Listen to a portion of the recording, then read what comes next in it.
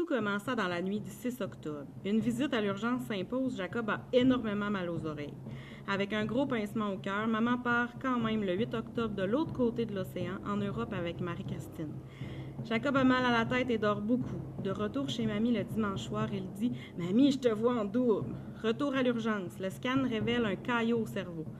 Transfert d'urgence au CHUL à Québec. Maman revient au plus vite d'Allemagne. Opération, examen, piqûre, antibio intraveineux et 2 semaines d'hospitalisation.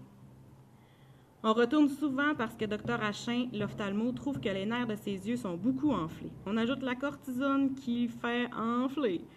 En janvier, l'IRM démontre que la thrombose est encore là, mais plus petite. Cependant, une ponction lombaire témoigne une haute pression intracrânienne très élevée. 50, tandis que la normale, c'est entre 15 et 20.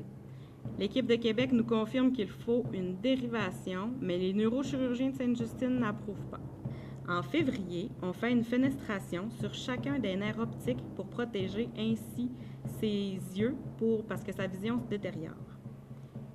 21 février, ouf, convulsions, vomissements, perte de conscience. Diagnostic, méningite.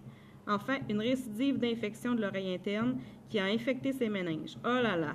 La thrombose a grossi, la pression intracrânienne est encore plus élevée et l'infection est très présente.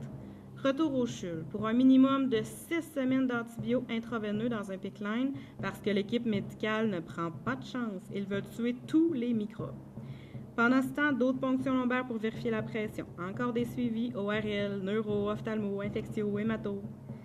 Jacob en passe des champs visuels et des examens d'ophtalmo. C'est même rendu le plus connu des patients et l'équipe d'ophtalmo l'adore. Il aime ça être hospitalisé. Il n'a même pas de limite de temps pour jouer à l'ordi ou aux jeux vidéo. Étant au CHUL, un hôpital universitaire, on envoie des stagiaires. Jacob prend plaisir à faire leur évaluation et même veille à leur apprentissage. Jacob collabore très bien avec tous les médecins résidents externes et spécialistes qui l'examinent. Même les infirmières se chicanent pour avoir Jacob à leur chiffre. Méliane, quant à elle, est en visite chez Marie pour nous voir de temps en temps et en garde partagée avec les grands-parents Dugas et Bouchard. Elle est également une championne. Elle nous appelle sans pleurer, toujours de bonne humeur et contente d'aller rendre visite à la famille, tout en vaquant à ses occupations régulières. Pour Jacob, c'est des doses maximum d'antibio et certains médicaments provoquent plusieurs désagréments. Dents jaunes, prise de poids, dérèglement du système, surveillance constante pour les symptômes neurologiques.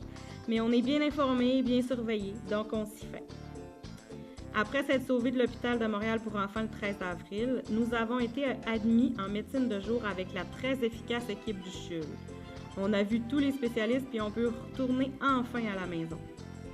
Avec des suivis réguliers à Québec pendant les prochains mois jusqu'à ce que ce soit réglé. Parce qu'en effet, oui, maintenant la thrombose est disparue, mais la pression est toujours élevée dans sa tête.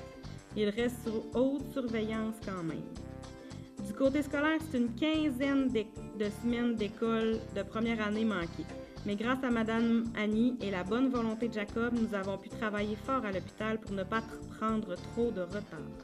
Comme ça, il va pouvoir suivre les amis en deuxième année l'an prochain.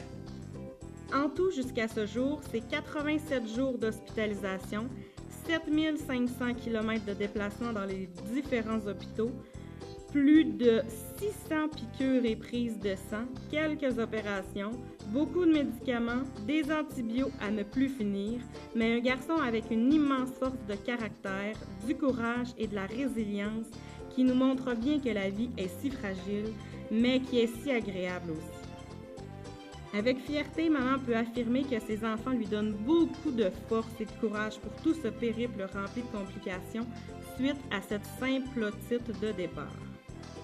Tous les trois, nous sommes bien étonnés de voir tous ceux qui, par quelque moyen que ce soit, apportent une attention particulière à notre situation.